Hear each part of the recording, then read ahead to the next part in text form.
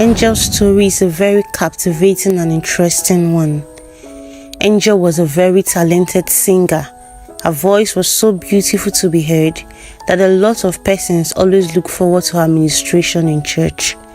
Yes, Angel was the first daughter of Pastor Gideon Duru. As the first daughter of the General Overseer of Great Treasured Light Assembly, Angel knew there was high expectations from her. She did her best to fit into that role. A lot of young girls saw her as a role model. Indeed, she was.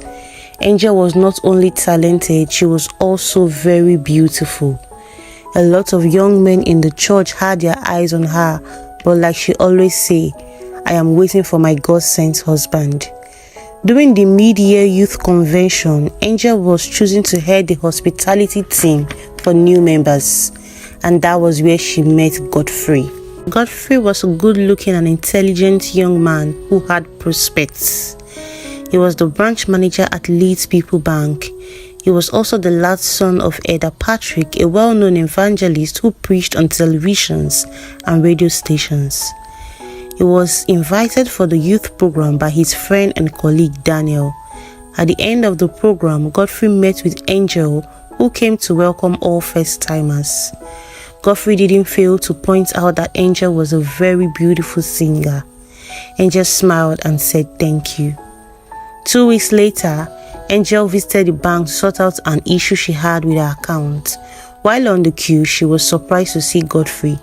Godfrey told her he was the branch manager and offered to help her with any challenge she has with her account. After the issue was sorted out, Godfrey invited Angel to have lunch with him. According to him, an acceptance from her was her way of saying thank you for the help. Angel obliged him.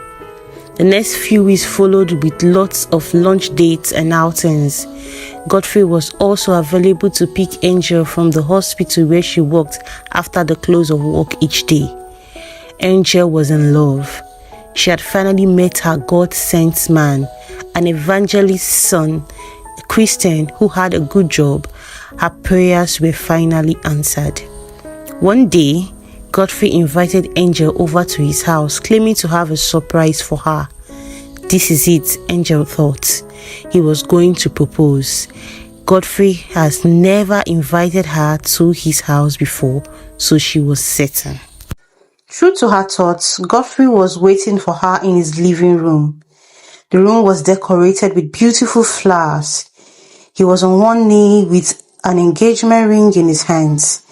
He asked Angel to marry him. Angel was excited. Of course, she said yes. Then he hugged her and tried to kiss her.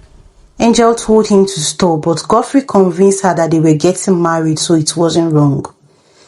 Angel was too much in love with Godfrey to have rejected him, so she gave in.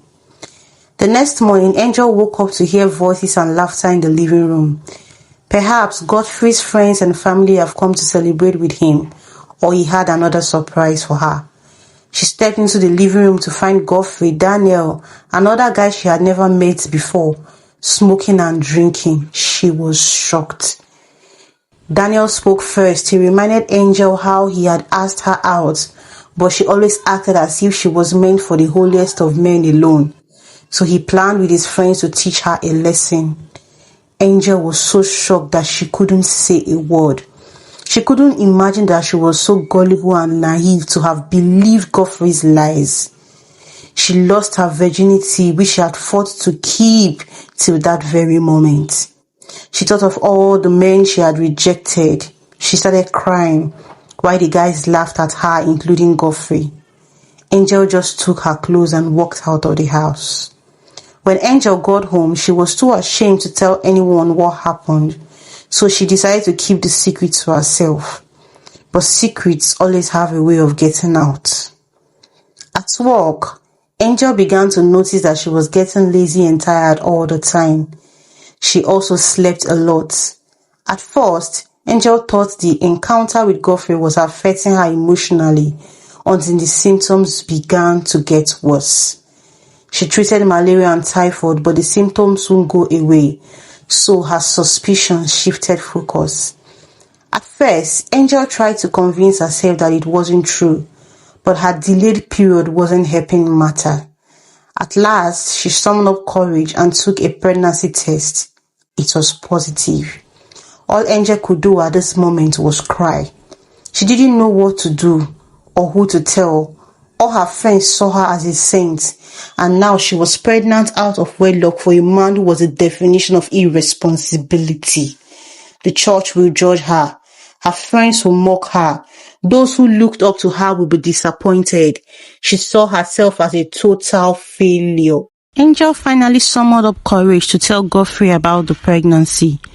Godfrey denied the pregnancy and threatened to release the sex tape which he claimed he has if she ever told anyone he was responsible for the pregnancy. He sent her out of his house. He also told her he was getting married very soon.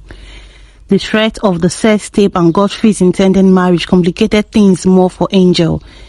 Angel knew she couldn't bear the shame, so she decided to have an abortion. But she kept having dreams in which she died while having the abortion. She finally decided to keep the pregnancy. Soon, Angel's pregnancy began to show and words got to her father.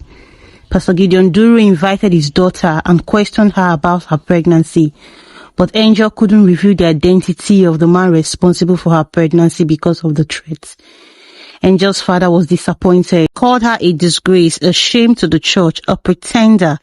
He told her he never wanted to see her again and disowned her until she produced the father of her bastard child. Angel moved out of the house, but the few weeks and months that followed was full of events that could drive one to suicide. A popular blog carried the news with the caption, "Angel yet Delilah." Her face was also on the local newspaper. At the hospital, her colleagues gathered and whispered whenever she was around. Tears became Angel's companion. If not for her friend, Amanda, who believed her after she confided in her, she would have probably committed suicide. It was Amanda who convinced Angel that the only way to survive was to leave the country and start a new life. For as long as Angel was in the country, she would be reminded of everything that happened to her. With Amanda's help and her qualification as a nurse, Angel relocated to the United Kingdom after the birth of her son. Few years later, Godfrey came forward to confess after years of childlessness. His wife had left him and had children with another man. Godfrey knew that his childless state was as a result of what he did to Angel, so he reached out to her family to apologize. He even confessed at the church and published his apologies on the blogs and newspapers. Angel forgave him, but she decided that her son was hers and hers alone. She also met a young black American doctor at the hospital where she worked in the UK. He was everything she prayed for, her God-sent man. Godfrey, on the other hand, is still single. Maybe he will find a young woman who will be willing to marry him, as a lot of young ladies are scared because they don't actually know if he can ever father a child.